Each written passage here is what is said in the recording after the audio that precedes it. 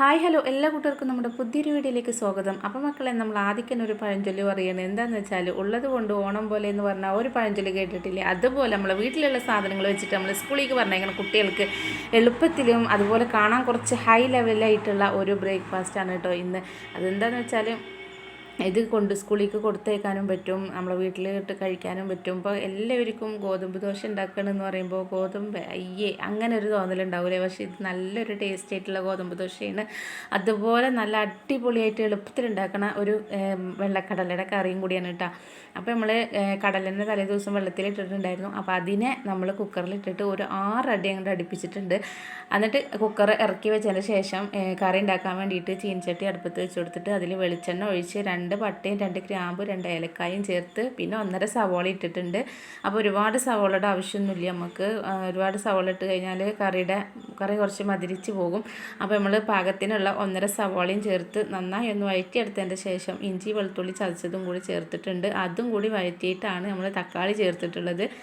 അപ്പോൾ തക്കാളി ഒന്ന് കൂടുതൽ അങ്ങോട്ട് ഉടഞ്ഞ് കിട്ടാൻ വേണ്ടിയിട്ട് നമുക്ക് കല്ലുപ്പുണ്ട് ചേർത്ത് കൊടുക്കുക. അങ്ങനെ ആ ഉപ്പും കൂടി ചേർത്തിട്ട് ഇളക്കുന്ന ടൈമിൽ തക്കാളിയൊക്കെ നല്ല പേസ്റ്റ് പോലെ ആയി കിട്ടിക്കോളും.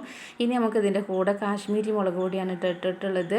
നമ്മൾ എരിവിനുള്ള മുളക് പൊടി ഇട്ട് കഴിഞ്ഞാൽ ഇത് കളറ് കുറച്ച് കുറഞ്ഞു പോകും. അപ്പോൾ കളറ് കുറച്ച് ഉണ്ടായിക്കോട്ടെ എന്ന് വിചാരിച്ചിട്ടാണ്. കാരണം കളറായിട്ട് ഇങ്ങനെ കളർഫുള്ളായിട്ട് കാണുമ്പോഴാണല്ലോ കുട്ടികൾക്ക് കൂടുതൽ ഇഷ്ടം ഉണ്ടാകുക. ഇപ്പോഴത്തെ മക്കൾ എന്ന് പറഞ്ഞാൽ അങ്ങനെയാണല്ലോ.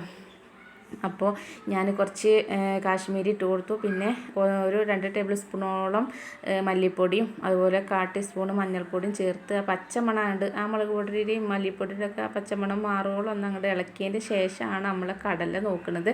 കടല നോക്കുമ്പോൾ കണ്ടില്ലേ, കടല നല്ല പുട്ട് പോലെ വെന്തിട്ടുണ്ട്, കണ്ടില്ലേ, നല്ല വെന്തിട്ടുണ്ട് കേട്ടോ. അപ്പോൾ നമ്മൾ ഇതിൽക്കത്തെ വെള്ളമൊക്കെ ഏതാനും വറ്റിയിട്ടുണ്ട്. ലേശം വെള്ളം അടിയിലുള്ളൂ, ആ വെള്ളം മതിയാവും നമുക്ക്. എന്നിട്ട് കടലിനെയും കൂടി കൊട്ടിയതിൻ്റെ ശേഷം നന്നായി ഒന്നങ്ങോട്ട് ഇളക്കി യോജിപ്പിച്ചെടുക്കുന്നുണ്ട്. അപ്പോൾ ഒരുപാട് സാധനങ്ങളൊന്നും ഇല്ലാണ്ട് നല്ല അടിപൊളിയായിട്ട് നമ്മൾ കടല മസാലക്കറി ഇവിടെ റെഡി ആയിട്ടുണ്ട്. ഇനി നമുക്ക് വേണ്ടത് ഇതിന് ഉണ്ടാക്കണ ഇത് തൊട്ട് കഴിക്കാനായിട്ടുള്ള ഗോതമ്പ് ദോശയാണ്. അപ്പോൾ ഗോതമ്പ് ദോശ എന്ന് പറയുമ്പോൾ എല്ലാവർക്കും ഒരു ഇതുണ്ടാവും, ഗോതമ്പ് ദോശ അങ്ങനെ ഒരു ചോദ്യം ഉണ്ടാവില്ലേ? പക്ഷേ ഗോതമ്പ് ദോശ എന്ന് പറഞ്ഞാൽ നല്ല അടിപൊളിയാണ് കേട്ടോ. ഇത് മക്കൾക്ക് കുറച്ച് ഹെൽത്തി ആയിട്ടും ഉണ്ടാകും, കഴിക്കാൻ നല്ല ടേസ്റ്റും ഉണ്ടാകും. അങ്ങനത്തെ ഒരു ദോശയാണ്. അപ്പം ഞാൻ ആ ദോശയും കൂടി ഉണ്ടാക്കുന്നതും കൂടി കാണിക്കുന്നുണ്ട്. ഞാൻ ഉണ്ടാക്കിയത് ഇങ്ങനെയാണ് കേട്ടോ. ആദ്യം ഒരു പാത്രത്തിലേക്ക് ഗോതമ്പ് പൊടി എടുത്ത് വെച്ചിട്ടുണ്ട്. ഇനി ആ ഗോതമ്പ് പൊടിക്ക് ഒരു ക്യാരറ്റ് ചെറുതായിട്ട് ഇങ്ങനെ കഷ്ണിച്ചതാണ്, നമ്മളിങ്ങനെ ഗ്രേറ്ററിൽ വെച്ചിട്ട് ഗ്രേറ്റ് ചെയ്തതാണ് കേട്ടോ. അപ്പോൾ അതിട്ടെടുത്ത് പിന്നെ ഒരു ലേശം ഇഞ്ചി വെളുത്തുള്ളിയും പച്ചമുളകും ചതച്ചതും പാകത്തിനുള്ള ഉപ്പും ഇട്ടിട്ടുണ്ട്.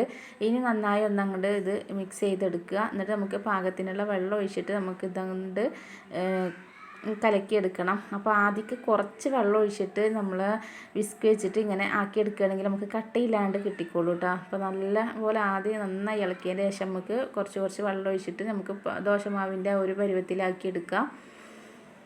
അങ്ങനെ ഇത് ഇളക്കി കഴിഞ്ഞതിൻ്റെ ശേഷം ഇതിലേക്ക് കുറച്ച് കായത്തിൻ്റെ പൊടി ചേർത്ത് കൊടുക്കുന്നുണ്ട്. പിന്നെ അതിൻ്റെ മുന്നേ തന്നെ നമ്മൾ ഇതിലേക്ക് റവ ചേർത്ത് കൊടുക്കുകയാണ്. അപ്പോൾ ഒരു 2 സ്പൂണ് റവ ഇട്ടിട്ട് ഒന്നും കൂടി അങ്ങോട്ട് ഇളക്കിയെടുക്കുകയാണ്. ഇളക്കിയതിൻ്റെ ശേഷമാണ് നമ്മൾ കായത്തിൻ്റെ പൊടി ചേർത്തിട്ടുള്ളത്. ഇനി നമുക്ക് ഇതും കൂടി കലക്കിയതിൻ്റെ ശേഷം ഒരു 2 കറിവേപ്പിലയുടെ തണ്ട് അത് ഇതുപോലെ കഷ്ണിച്ചിട്ട് അതും ചേർത്തിട്ട് അവിടെ മൂടി വെക്കുന്നുണ്ട്. ഒരു 5-10 മിനിറ്റ് കഴിഞ്ഞതിൻ്റെ ശേഷം നമുക്ക് ദോശ ചുട്ടെടുക്കാം. അപ്പോൾ നല്ല രസത്തിൽ നമുക്ക് കഴിക്കാൻ. ഇനിയിപ്പോൾ ഇതിന് ശരിക്കും പറഞ്ഞാൽ ഈ ഒരു ദോശ കഴിക്കാൻ പ്രത്യേകിച്ച് കറിയുടെ ആവശ്യമൊന്നും ഇല്ല കേട്ടോ. എന്നാലും നമുക്ക് കറിയുടെ കൂടെ കഴിക്കുമ്പോൾ അതൊരു പ്രത്യേക ടേസ്റ്റ് തന്നെ ഉണ്ടാകും.